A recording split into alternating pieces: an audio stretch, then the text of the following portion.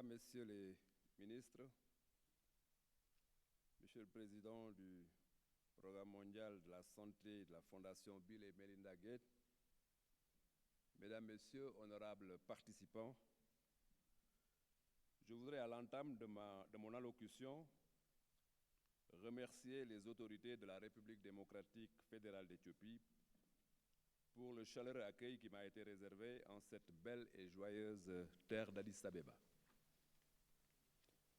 Je voudrais vous transmettre très solennellement les salutations de son Excellence M. Macky Sall, président de la République du Sénégal. Je suis honoré de le représenter à la réunion annuelle des Grands Challenges et très heureux de prendre la parole à son nom devant cette assemblée constituée d'illustres autorités du continent, d'éminents scientifiques, ainsi que des partenaires techniques et financiers. Mesdames, Messieurs, les populations africaines ont des aspirations fortes de prospérité et de bien-être. L'Union africaine l'a parfaitement compris, car son agenda 2063 prend bien en compte la nécessité d'une croissance inclusive et d'un développement durable. Je voudrais saluer la grande vision de l'Afrique que nous voulons. Cette vision ne peut avoir de fondement plus solide que la science, la technologie et l'innovation.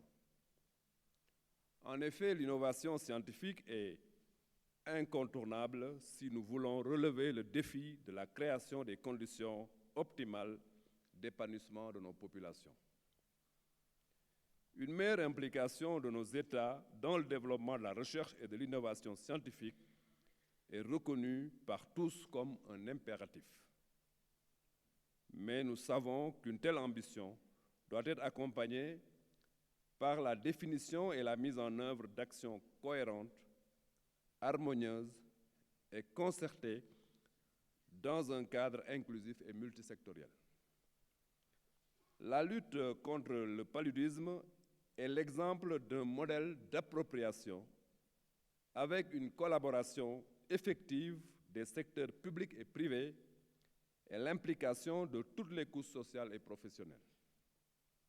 Le chef de l'État et ses collègues de l'Union africaine ont bien voulu demander à l'agence du NEPAD d'engager des initiatives pour tendre vers l'élimination des maladies à transmission vectorielle telles que le paludisme. Dans de nombreux pays, la lutte contre le paludisme a été entravée par la propagation rapide de la résistance aux médicaments antipaludiques et aux insecticides couramment utilisés. Ainsi, il s'est avéré nécessaire de développer de nouvelles technologies pouvant aller de pair avec les outils d'intervention actuels afin de combler les lacunes identifiées. La manipulation génétique a été suggérée comme l'un des outils complémentaires présentant de nouvelles opportunités et ayant un impact élevé contre les principaux vecteurs du paludisme. Mesdames, Messieurs, chers participants, ces efforts entrent dans le cadre d'une dynamique globale qui a prévalu ces dernières années et qui a permis de réduire fortement la morbidité et la mortalité palustre dans nos pays avec un impact économique considérable.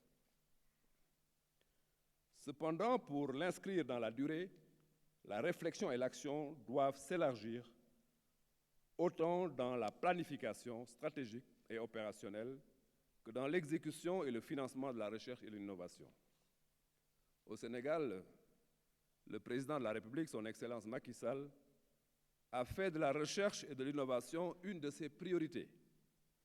Cela s'est traduit, entre autres, par la création d'un ministère de l'enseignement supérieur, de la recherche et de l'innovation, mais aussi par la mise en place, dans les départements ministériels, de services chargés de la recherche. Cela s'est traduit également par d'autres initiatives dont les plus en vue dans le secteur de la santé sont l'IRSF et l'Institut Pasteur de Dakar. L'Institut de recherche en santé, de surveillance épidémiologique et de formation, l'IRSF, dirigé par l'éminent professeur Souleymane Mboup, ici présent, a été lancé en 2017. Il est situé dans la nouvelle ville de Diamniadio, dans un quartier dédié à la science dénommé Cité du Savoir, qui prévoit d'abriter des institutions nationales et internationales telles que le nouveau campus franco-sénégalais de l'Institut de recherche et de développement, la nouvelle université Amadou Mahtar Mbow de 30 000 étudiants, une médiathèque, un centre de mutualisation et de partage, la maison de la science et un supercalculateur. L'IRSF regroupe en son sein le laboratoire de référence régionale du réseau africain de recherche sur la santé, le laboratoire de référence VIH de l'OMS et de l'ONU-SIDA en Afrique de l'Ouest, le centre régional de surveillance de la résistance aux antirétroviraux et le centre de référence en épidémiologie. C'est un hub d'excellence dans le domaine de la recherche sur les maladies infectieuses tropicales qui dispose d'une expertise et d'un plateau technique comparables à ceux des instituts de recherche des pays développés. Sur un autre registre, l'Institut Pasteur de Dakar a mis en place la première plateforme de fabrication de tests rapides focalisée sur les maladies épidémiques avec un modèle économique innovant qui permet aux pays d'Afrique d'y accéder à 40% du prix. Sa collaboration avec le ministère de la Santé et de l'Action sociale est renforcée à chaque fois que de besoin par le déploiement d'un laboratoire mobile lors des épidémies de surveillance électronique basé sur des sites sentinelles, le renforcement du système d'information et la perspective d'un vaccinopole avec la mise en place d'une unité de vaccins. Mesdames, Messieurs, honorables invités, nos pays ont réalisé des progrès significatifs dans le domaine de la recherche et de l'innovation.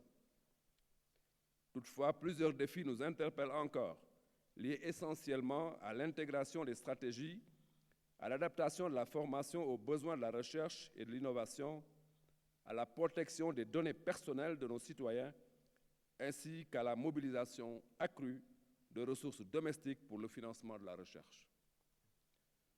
Pour relever ces défis et bâtir une société résiliente et intelligente, nous devons amorcer une réflexion globale et prospective, adaptée au contexte des différentes parties prenantes. Pour cela, nos approches doivent se soustraire des limites géographiques et technologiques pour s'inscrire dans un cadre multisectoriel et inclusif. Cette dynamique de mobilisation de l'intelligence africaine vers l'utilisation de technologies innovantes pour faire reculer la maladie peut, j'en suis convaincu, compter sur le soutien de nos partenaires techniques et financiers. Chers partenaires, votre détermination, à côté de celle de nos États, est source d'optimisme.